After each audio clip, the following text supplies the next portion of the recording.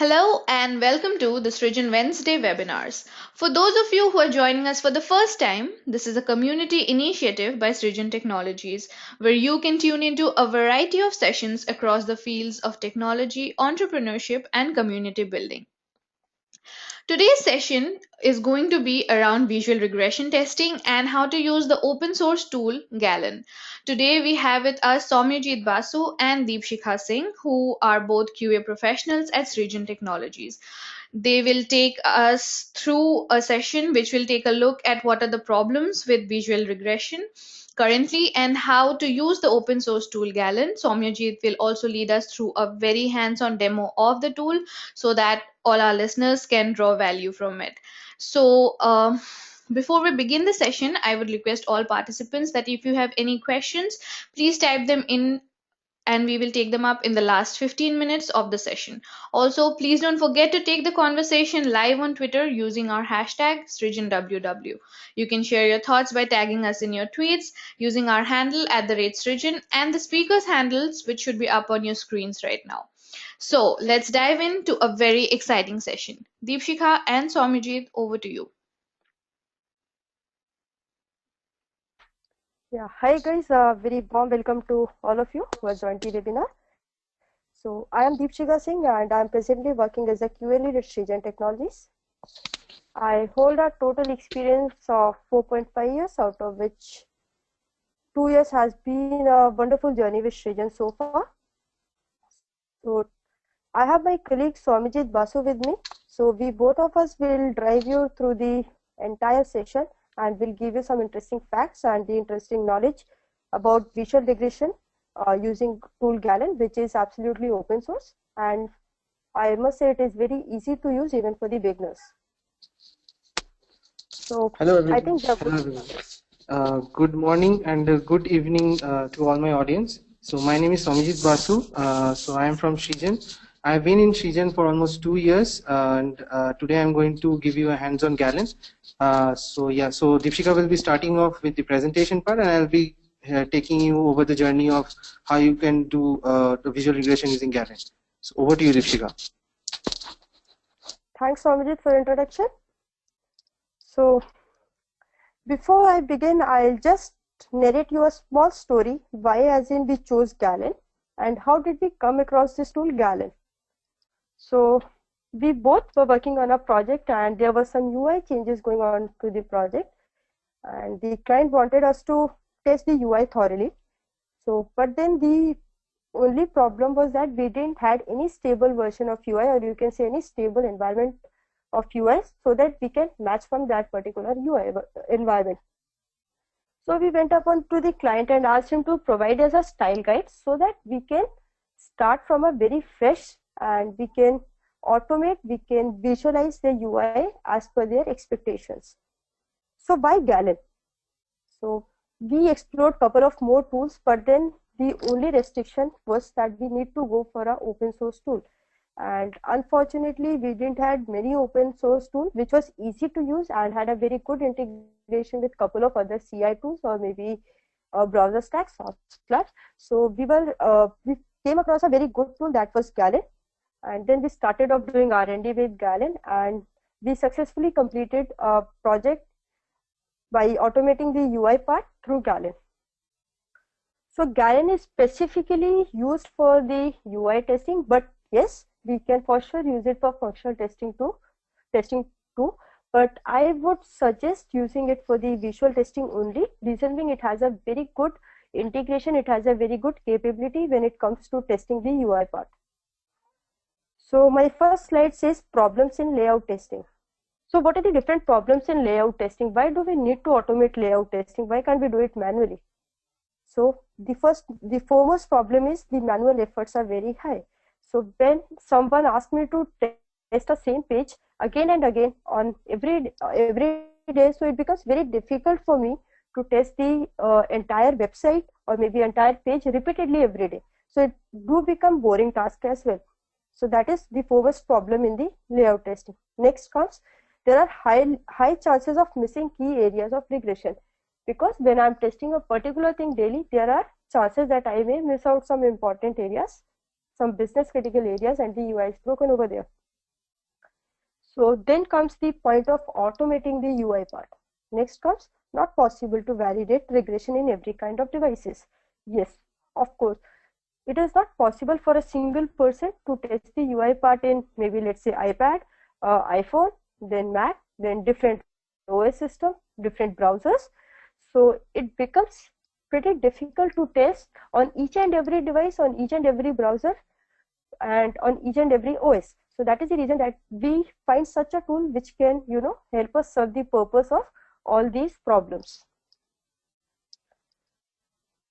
So why Galen framework? As I just gave you a brief that why we chose Galen framework, so I'll just maybe repeat some of the more points. So Galen framework has made the layout testing much easier. Next, leveraging browser capabilities to measure responsiveness. As I mentioned that we can test the UI on different browsers, on different devices through Galen. So I can resize my website according to a mobile device and then test over there. I may resize it according to the iPad, or I may resize it according to some custom resolution of our device. So even that can be achieved very well with Galen. Next comes the point, reduces manual effort of validating responsiveness in multiple devices. This is exactly the same that I just mentioned, that when we are automating a website from the UI point of view or from maybe functional point of view, and then if we are trying to test it on different devices, it increases our manual effort. So just to reduce our manual effort, we go with some of the tools which can help us in doing the things quickly and more efficiently. It helps in validating visual features across different browsers. So this is again the same thing, that is how to validate the things on different browsers, maybe Firefox, Chrome, Safari, Internet Explorer, and the other browsers. So what are the different pros and cons with Galen? So as we all know that every tool has some benefits and some maybe drawbacks. So same is with Galen. So, but yes, it has far more benefits as compared to its drawbacks. So the most important benefit is it is open source. It is absolutely free of cost. So you can simply install it on your machine, on maybe it is Windows, maybe it is Linux, Unix, or the Mac machine. And the best part is it is very easy to install. It hardly takes 5 to 10 minutes to get the installation ready and kickstart your work using Galen. Easy to install, I just narrated you. Then error reporting with screenshot for pass and fail. Yes. So the most important part, that whenever we explore a tool and we look out for the most important feature of a tool is the reporting structure. So if any tool has a reporting structure which is very good, which is easy to understand even for the business stakeholders who are not very much tech savvy, and even for the technical person. So if we have such a reporting structure, it is very good for all of us in the organization. So same is the purpose that is served by Galen. Galen gives you a very good reporting structure. It gives you a proper HTML file which says how many test cases have passed, how many have failed. It takes a screenshot of the failed test cases.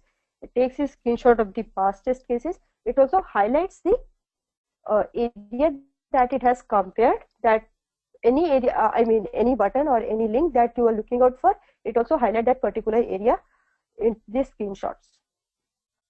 Then easy to write and read the syntax. Yes, it is pretty much easy to write the syntax, write the specification file in Galen, because it is purely a CSS thing. So you just need to write whether it is ID, XPath, CSS, anything, and you can just write the element locators and your work is done. So this will get more clear with the time as Swamijit will walk you through the hands-on session. Then multiple browser support, as I just mentioned, that it has a very wider support for the different browsers, maybe IE, Firefox, Chrome, Mozilla, etc. And also supports functional testing. As I mentioned in the starting of my presentation, that Galen can also be used for functional testing, but yes, I won't recommend using it for functional testing. Reason being, we have many good tools in market that are specifically used for functional testing.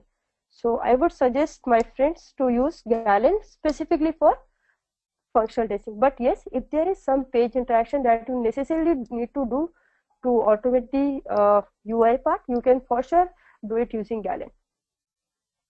Next comes the cons. So the con of Galen are very few, but to mention them, one of them is lack of support of test editor. So we don't have very much test editor that supports Galen. So that is one of the drawback. Next comes code maintenance is costly when there are a lot of UI changes. Yes.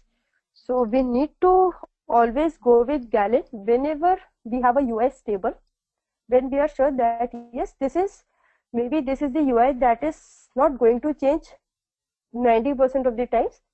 10% or 5% are always the chances of the UI getting changed. So once the UI is stable, only then go and automate using Galen. But yes, if the UI is changing constantly, please do not go and automate it using any of the tools. Maybe it is UI testing or functional testing, any of the testing.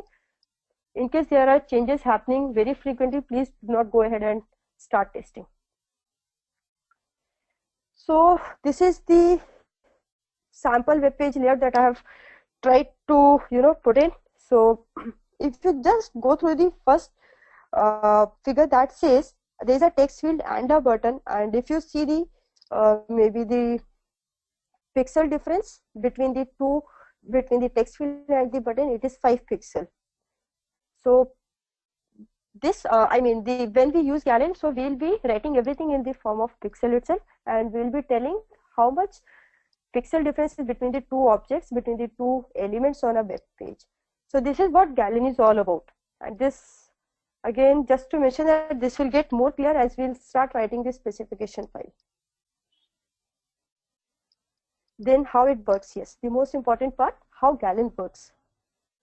So in Galen, the most important thing is we write a file that is named as spec file, that is specification file, and it has got the extension gspec. G stands for Galen, spec stands for specification. Then it uses Selenium 3.0. So as we all know that Selenium 3.0 has recently launched, and it uses Gecko driver. Same is the point with Galen, even it uses the Gecko driver to by default run the test cases on Firefox browser. Next is for interacting with elements on page and getting their location and dimension. So Selenium 3.0 is used for carrying out any of the functional testing, for carrying out any of the page interaction thing. So anywhere, if you need page interaction, if you need functional testing, if you need maybe clicking an element, writing something in your text box, at that place Selenium 3.0 comes into picture. Next thing is, once it sees that something is wrong, reports the error. Yes, as I just mentioned that it has a very good reporting structure, it has a very good report format. So whenever anything goes wrong, it will report you an error, it will report you the specification file name where the error has happened, and in this screenshot that it has just taken, it will also highlight the area where the error has occurred. So it is same as, suppose you mentioned that the height of a particular button should be 10 pixels, but it is 12 pixels. So it will highlight that button and it will say that the height of button should be 12 pixels instead of 10 pixels. So it gives you a very clear error message, that it is, by just reading the error message you can understand what exactly is the problem or what exactly is the issue in your specification file, and then you can just go back to your specification file and correct that. Then how it runs. So as soon as you run your gspec file, it opens a browser, resizes it into a specified size or the resolution that you have given, and then tests the layout of the entire page according to the pixels, according to the specification that you have defined in your specification file. Moving on to the next slide, that is getting started with Galen. So there are very few things that need to be done into Galen to kickstart the UI testing, the automation UI testing using Galen. So foremost thing is the define Galen specs. So Galen spec is nothing but the specification file, Galen specification file that I had just mentioned. Next is the objects definition. Yes, this is the most important thing, that is the object definition. So whenever you will be defining any specification, any layout specification into your gspec file, it has to be started with the objects keyword, just to tell Galen that these are the objects onto my web page. So it is nothing but it is a annotation that is given using @objects. So that only informs the Galen that these are the objects that I will be verifying on the UI. Sorry. Then comes the object specs. So object specifications are nothing but the height, the width, maybe the length, anything, any button, or you can say the pixel from the top of the screen, from the right of the screen, from the left, bottom. So the different layout of any particular element on the web page is known as object specs. Next comes run individual specification file. Yes, so if you want to run a single specification file, you can even do that. If you want to run all the specification file, you can even do that. If you want to maybe group some of the specification file and then run, even that is achievable. If you want to inject some JavaScript code and then run, even that can be done. So it says run individual specification file. Yes, you can individually run any of the specification file. Then it says inject JavaScript code.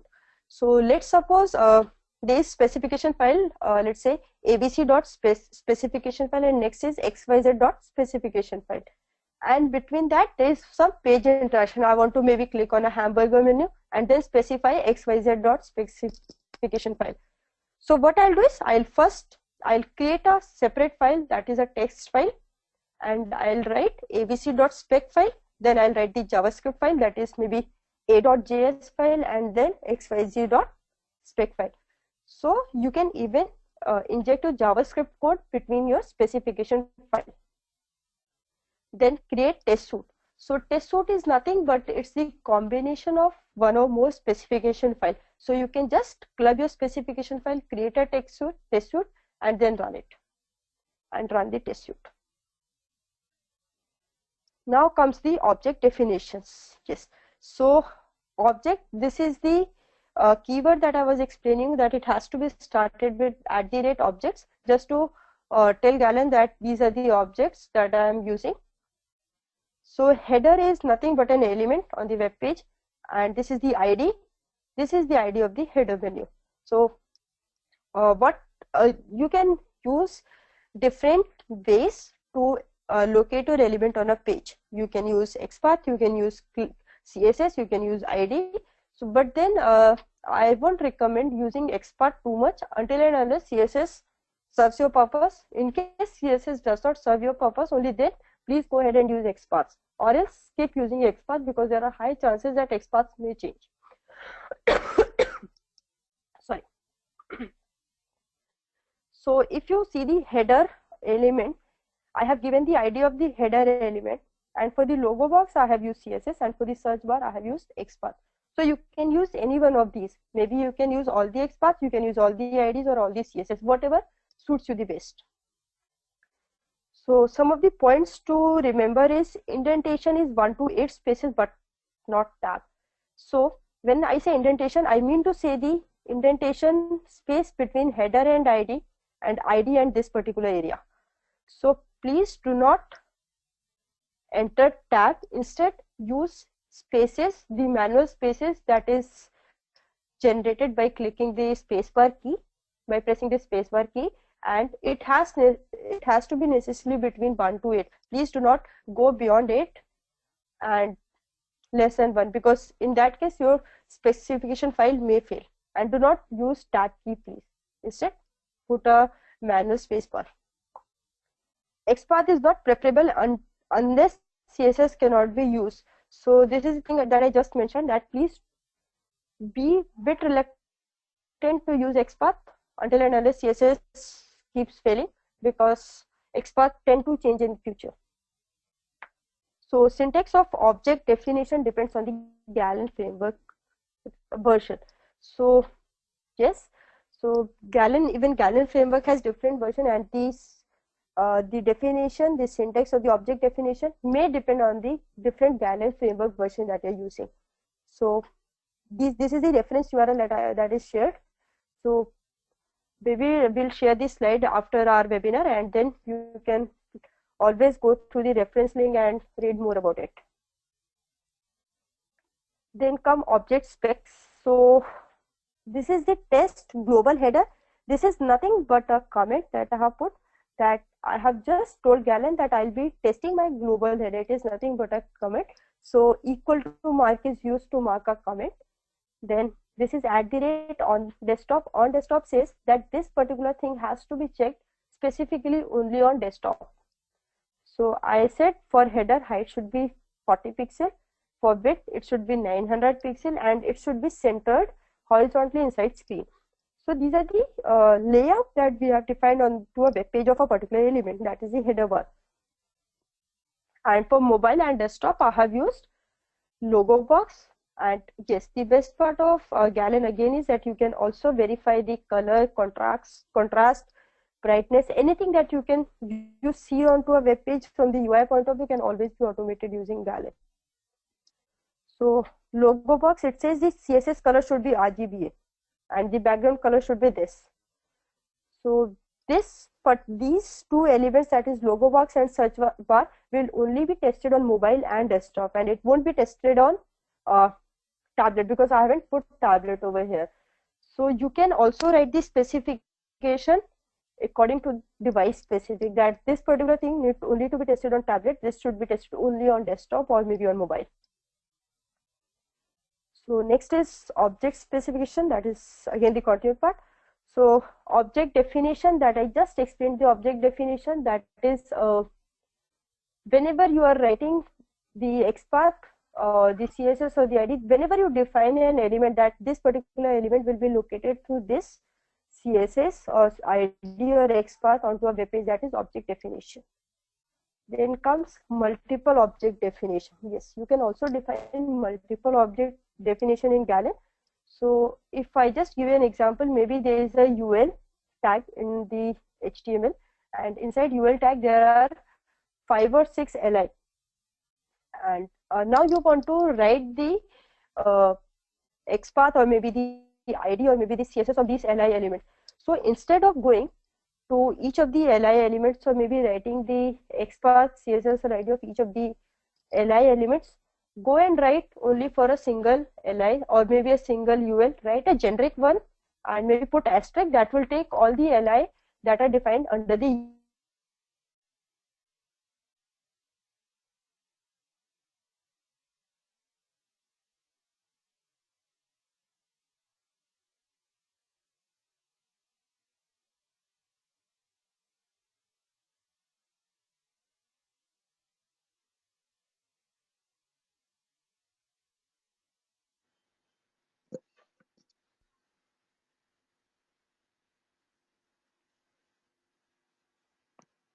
Hello, Devshika. Hi, Somajit. Hello, everybody. Yeah, Yeah, so it looks like we've lost Deepshikha for just a second. Could you take on up from here till we get Deepshikha back online? sure, sure, sure. So, Yeah, I can go ahead. Yeah. thank you. So, yeah. So just let me start off with how you can install Galen on your machine. So you just need to visit galenframework.com/download. Over there, you will be getting the recent releases of your Galen. So just you can download the Galen binary file. So once you download, you will be getting a install.sh file or a install.bat file under your directory. So which is very easy to install. So for Windows, you will be probably executing the bat file, and for your Linux or your Mac environment, you can use your shell file to execute and install Galen. So I have used, since I'm working on Mac environment, I have probably used install.sh to install Galen. So the other way you can install Galen is using npm. So npm is basically a node package manager, which is a JavaScript dependency engine. So it basically helps you download Galen and install along with its dependencies into your machine. So if you are using npm, keep in mind that you install Node.js into your machine.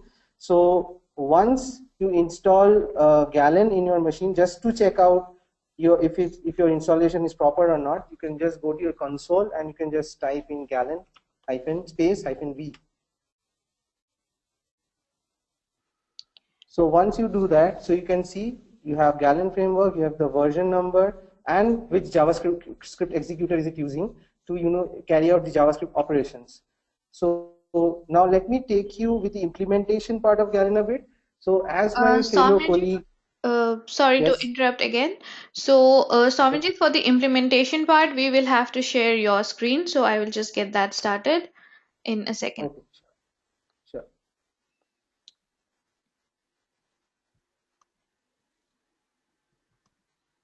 Yes. So yeah. So for the implementation part, as my fellow colleague said, like you have basically four parts in Galen. So one is page interaction.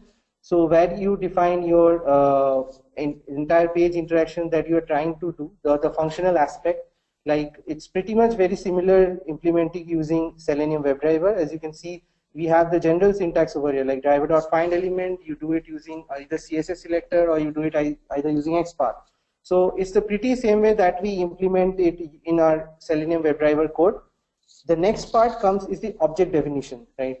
So as my fellow colleague Dipshika said, so we have to have our object definition as at first, which will basically define your locator type and the exact locator. So you can either use a CSS, you can either use ID, and you can either use XPath for it. So as my fellow colleague said, that it's appreciated if you're using CSS because the XPath might change over a while.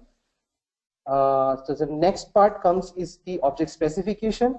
So the object specification basically consists of a section part. So a section part is basically a namespace that is provided that helps you out clarifying reports when the reports gets generated in Galen. So you define a section at first, and you define a tag based on your devices. Like I have used mobile and desktop. So this is just again a naming convention. So you can either use any device name also, like you can use iPhone, you can use iPad, you can use desktop, like that. So it's up to you. So once you define the tag, so it basically helps Galen categorizing the test aspect. So if it gets the tag mobile, it will start executing all its tests in the mobile resolution. And if you're using the add desktop tag at on desktop, it will resize the browser in the desktop format and start executing the test in your desktop version. So the next part that comes over here is you define the object definition, and you mention its specification, like what is the height, what is the width of it. So how so if there's any object that's inside a particular object definition, you can also mention it, like using inside header mobile, how much pixel is from top, how much is from left, how much is from right, like this. And the next comes up is the suit file. So basically we'll be needing a suit in order to implement the entire functionality. So you can do it very easily. You just need to create a test file. Over there, you just have to set the domain. So at set is again an annotation, set domain, that will basically help you set the domain of the particular web application that you're trying to test. Then comes the at parameterized notation. So at parameterized notation helps you define the parameters that you are going to pass in as a in the functions. So when you are executing the test. So for example, I've defined over here browser as Firefox and Chrome, so that I have a cross-browser functionality set up. So I've used the device names as for mobiles and desktop. So I've taken the resolution as 375 into 667 and 1024 into 768. So this is pretty much you can use to tell Galen like in which Firefox and which browser versions you should be running the test, and like in what resolution and on which device you should be running. So once that is done, so the next important part you can do is you can basically club the tests so that it becomes more visible in the report. So when I show you the report, I'll be basically explaining you the importance of groups. So groups basically helps in clubbing up the reports when you have maybe like 100 or more than 100 tests running on your Galen. So going to like how you can configure Galen for your project is pretty simple. All you can need to do is create a project folder of your own. So like I create project, I navigate inside projects. So first of all, you need to configure your Galen. So you just say Galen config. So this will basically create a configuration file within your project folder. So the question comes like, why do you need a configuration file? So basically, your configuration file will basically decide like what are your browser configuration. So which browser you want to run your test, which browser you want to your test get executed. So these are specifications you can mention it over here. So as I have done over here, so you can define your WebDriver specifications as $.webdriver.gecko.driver for Firefox, $.webdriver.chrome.driver for Chrome. So you can also run your tests on headless mode. For that, you just need your PhantomJS driver path. Also, you can give similar way. You can just put in your driver path over here. So now a notable point over here, there can be in some environment there can be issues which related to drivers. So one other thing you can do is you can just install your driver like Chrome driver or Firefox driver using npm. All you need to do is like you say npm install -g Chrome driver or npm install -g Firefox driver. So that will basically install the latest the stable build of your browser driver into your machine, and then you can just give the path of your browser over here. To understand where your browser driver is getting installed, you just need to do a which Chrome driver or a which Firefox driver. So your system will automatically give you the path of that. So the next important part is like there's another aspect over here. So you can also mention the color specifications over here. And yes, so this is the main important part in Galen configuration. You should remember putting a scroll weight in your configuration file. So over here I have given 1000 seconds as my 1000 milliseconds as my speed full page scroll weight. So what if you do not give this? So if you do not give this, so Galen will not scroll down the entire page and take screenshots. So that will basically give you a partial report when you visualize it. So coming to the execution part of Galen, so what you can do is you can execute Galen in 3 different ways. So one being you can execute the Galen test cases using the spec file itself or the Galen spec file. For that, you just need to do Galen check. This is specs. So I have I give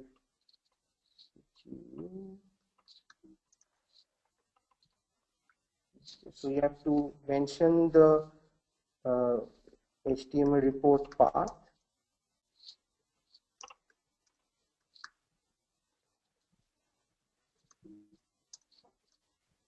You have to specify the resolution. If I say 375 into 667, and I have to specify the URL. So just let me take the URL of this page, like copy paste it here, and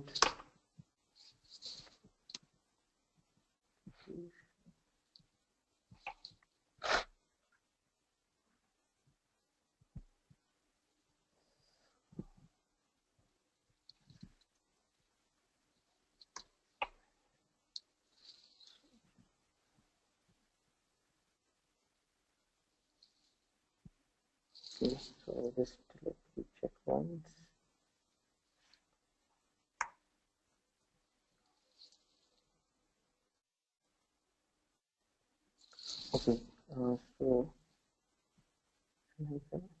Okay, so it would be -f size. So my bad.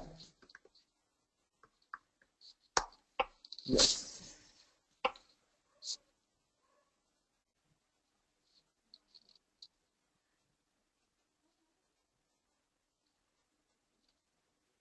Yeah, so you can see it's over running it in Firefox. It has resized its browser into the particular resolution that I mentioned.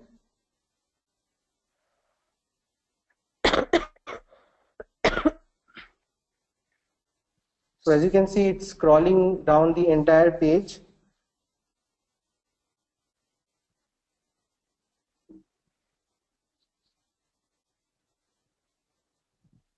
So now this has finished running in mobile, right? So now you can see, since I have finished running this, so let me go and check the report. So what we can do is we can just go back. So we can go over here and say reports. So you can see there some report has been generated. Now let me go through the report. So, so the important feature of this report is like this heat map. So the heat map will basically give you the entire tested part of your visual regression in visual regression. So as you can see, so these areas which are present over there, this basically states like which all areas you have covered within your test. So as you can see, so these are basically the heat map areas. It's defined in Galen.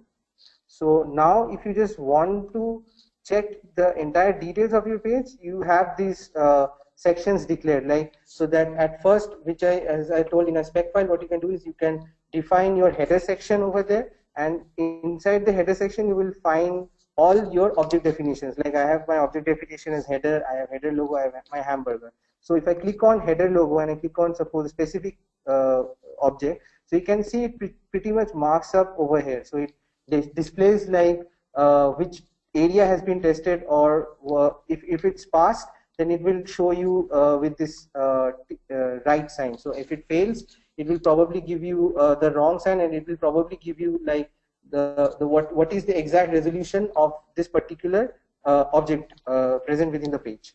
So this is one way you can implement, but as you see, it's a very tedious process, right? Like you have to mention the URL separately, you have to mention the size separately, you have to mention the reporting area where you can store your reports. It's a very hectic part. So this is the reason we try to implement it in a suite. So basically what a suite file will do, you can define all your requirements over here in the suite file, and basically you can call the suite file to execute your test. So as I said over here, like you can use, you will be using the Selenium object over here to basically trigger the browsers in your local machine. So and then probably you can apply a wait for any kind of dynamic object that if it's loading within the page, and then after that you can basically call the check object and run the test as per your Galen specifications. So there's another part, like if you have to use -- include $tags if you are running it in a suite, because tags section will basically call the required device resolution where your test should be running. So if you are saying -- include mobile, it will call at first the entire Galen specifications for mobile and will start running it, and it will check as per your specifications. If you say include include desktop, it will basically resize your browser into a desktop screen, and probably it can run all your tests on a desktop version. So just let me show you how you can do it using running in a test file. So you can say Galen test. So you can say just let me check the folder name. Yeah, test switch.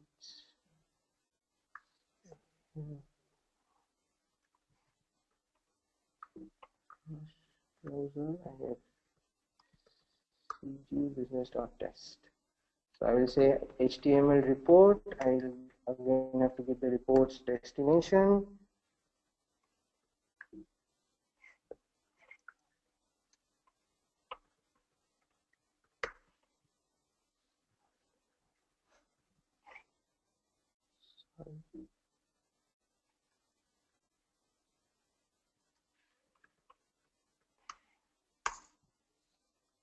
So your test will start running again. So this over here, you just have to mention the test file name and the suite file name basically, and the corresponding resolution. Sorry, the corresponding report path where you want to store your reports. So it will take some time to run the automation.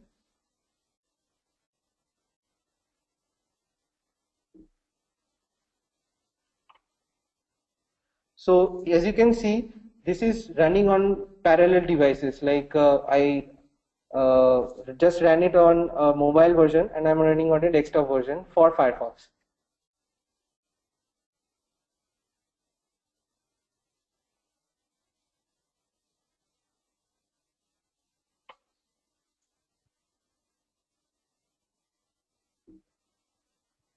So now you can see, so the test running on Firefox has finished. Now it is running on Chrome.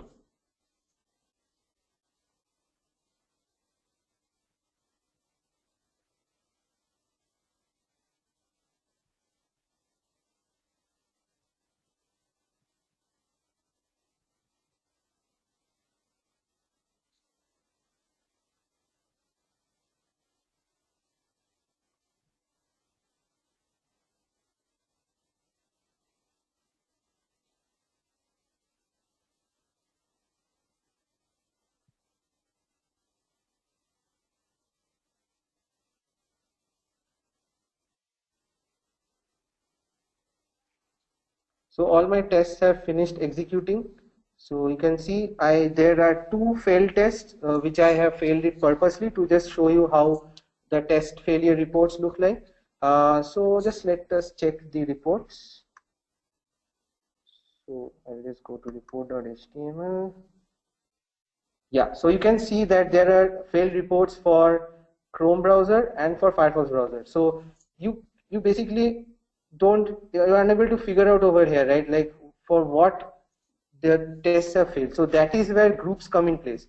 So if, as I've defined over there, a group saying business section. So basically I know, okay, these many tests have passed in business section and these many tests have failed in business section. So basically it helps in improving the readability of the report. So if I go to business section, so it will basically take me to the only those particular texts which are tests reports which are very specific to business section only. So just if I click on over here, so as you can see, it says like the header mobile height should be 100 pixel, where I have mentioned as 50 pixel, and for object definition as carousel mobile, the height should be 325 pixel instead of 350 pixels. So just let us go over here and check where is the error. So you can see over here, it marks this area and it tells us over here too, like the header mobile section is height is 50 pixel, which is instead of 100 pixel. So you can see it's a pretty decisive report that it provides, and a too good report that it provides. Like if you go through other visual regression test frameworks, basically it does an image comparison, and it will basically overlap image of one particular environment into another environment and basically will do the test.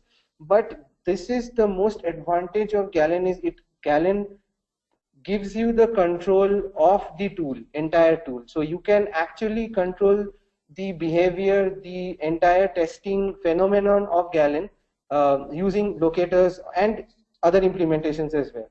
So if we check the heat map, so this is the heat map that is being generated. So this is basically for the mobile version that we have seen.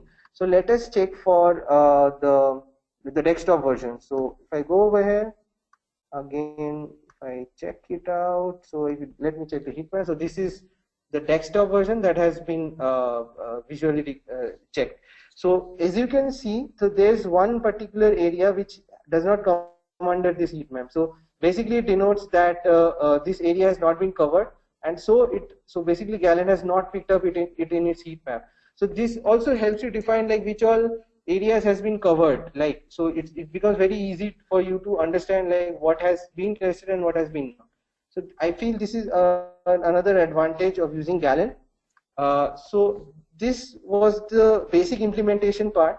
So other than this, we can also execute Galen using a task runner as well. So we have something called Gulp. So Gulp is basically a task runner that would help you create tasks and can execute those tasks regularly. So if I say you are trying to implement Galen on a CI platform, so definitely if every day your test is seen to run at a particular interval of time, so it will definitely create a huge amount of resource for the reports, and at some point of time the report folder size will keep on growing, so it would definitely become very cumbersome to view the actual reports. So what if you can set a task like before even the Galen test start, you can clean the report folder and you can basically start the Galen test after that. So that is something that you can achieve using Gulp. So Gulp provides you that extra advantage of using Galen in a CI platform or on a CI level. So basically, what you can do is you will be needing some specific libraries to do it. So you will be needing these libraries like async, del, gulp, gulp serve, gulp tap, and serve index. So what you can do is you can just have these packages in your package.json, and you can just do an npm install within your folder. So npm install will basically get those node modules, these node modules into your project folder. And what you can implement it after that, and you can define the task after that. So as you can see, I have a task called clean, I have a task called test, and a, a task of creating a server. This is optional, we can choose to do it or you may not choose to do it. So serve will basically create a server kind of environment where you won't be needing to navigate to the reports folder again. You can just do a localhost 333, you can give a port number to it, and you can directly access the report from over there, over the browser. So just let me give you a hint of that. So I'll just say gulp. All you just need to do run is gulp, and that will run your entire test.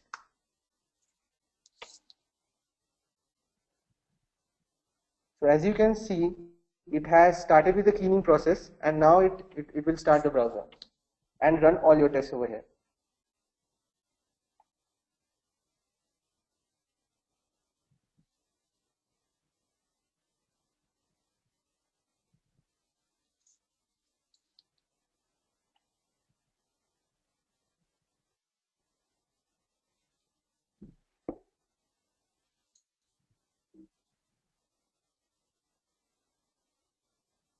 So the mobile version has finished running on Firefox. This is the desktop version that's running on Firefox.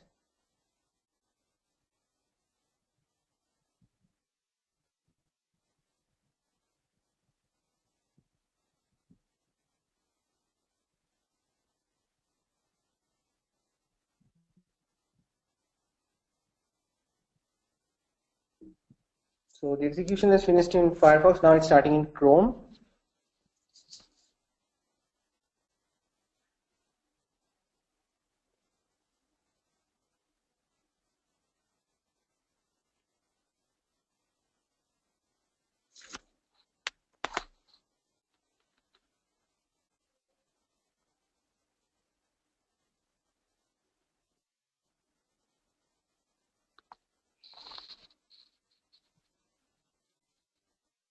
So just let me check.